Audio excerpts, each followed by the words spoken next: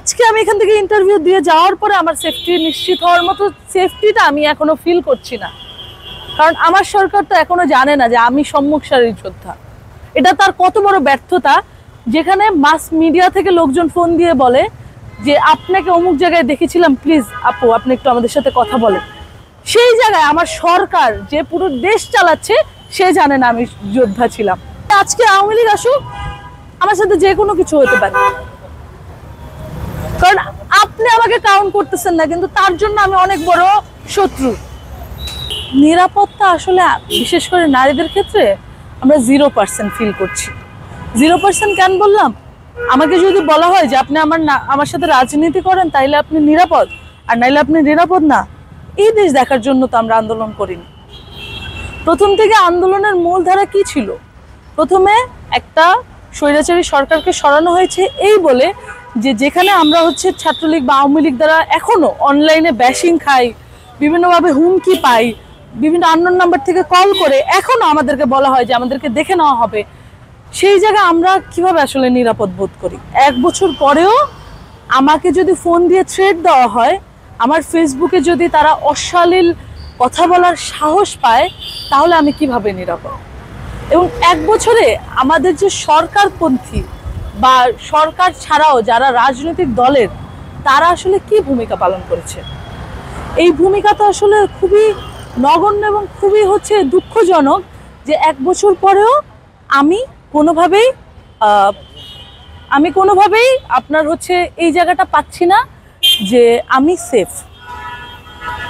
আমি কেন, আমার কোনো নারী যোদ্ধা যারা যুদ্ধের সময় এইভাবে তারা প্রতিবাদ করেছে কারো দিকে না তাকিয়ে, সেই মানুষগুলো এখন কোথাও দাঁড়ানোর সুযোগ পাচ্ছে না, কথা বলার সাহস পাচ্ছে না, কোথাও রাজনীতি তো দূরের কথা, কোথাও নর্মাল কথা বলবে সেই সাহসটুকু তারা অর্জন করতে পারছে না।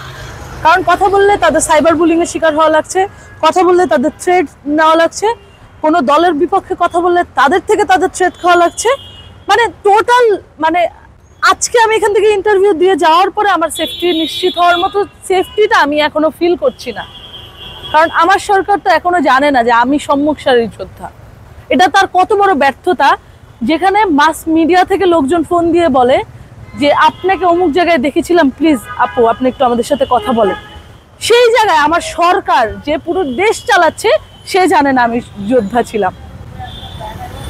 এবং এই জায়গায় দাঁড়িয়ে আমরা মেয়েরা পুরাই ইনসিকিউর, কারণ মেয়েরা রাজনৈতিকভাবে আসলে অগ্রগতি বা সামনে আসার জন্য এই সমাজ তাদেরকে জায়গা দিচ্ছে না।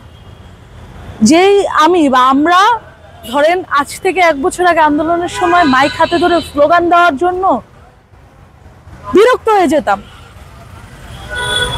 বলতাম যে স্লোগান দিব না।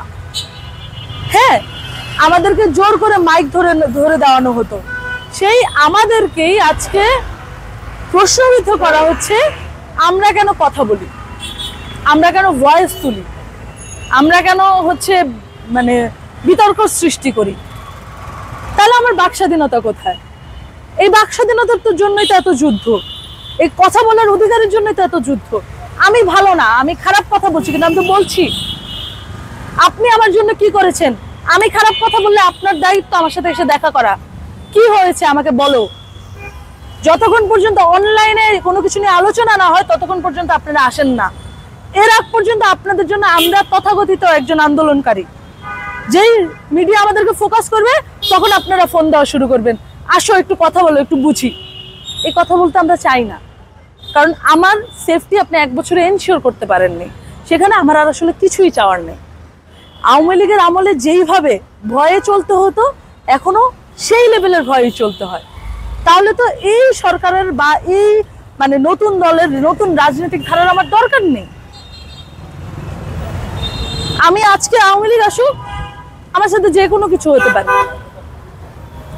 কারণ আপনি আমাকে কাউন্ট করতেছেন না, কিন্তু তার জন্য আমি অনেক বড় শত্রু। তারা আমাকে অনলাইনে ছাড়তেছে না, তারা আমাকে কোনো ফুটেজে ছাড়তেছে না, তারা আমাকে ফোন দিয়ে ব্যাশ করতেছে। সেই জায়গায় আপনি যখন চলে যাবেন, আপনি হয়তো আমাকে যুদ্ধর খেতাব দেননি, কিন্তু তারা আমাকে যুদ্ধর খেতাব দিয়ে ক্ষতি করতে 1 মিনিটও ভাববে না। আমরা 18-তে দেখছি 18 সড়ক আন্দোলনের সময় কি হয়েছে মেয়েদের সাথে, 24-এও আমরা দেখছি, এবং আবার সরকার পরিবর্তন হলে আবার আমরা দেখব। এবং এইটার দায়ভার পুরোটা ইন্টিরিয়াম সরকারের নিতে হবে, এবং ইন্টিরিয়াম সরকার গঠনকারী এক তথাকথিত রাজনৈতিক দলদের নিতে হবে।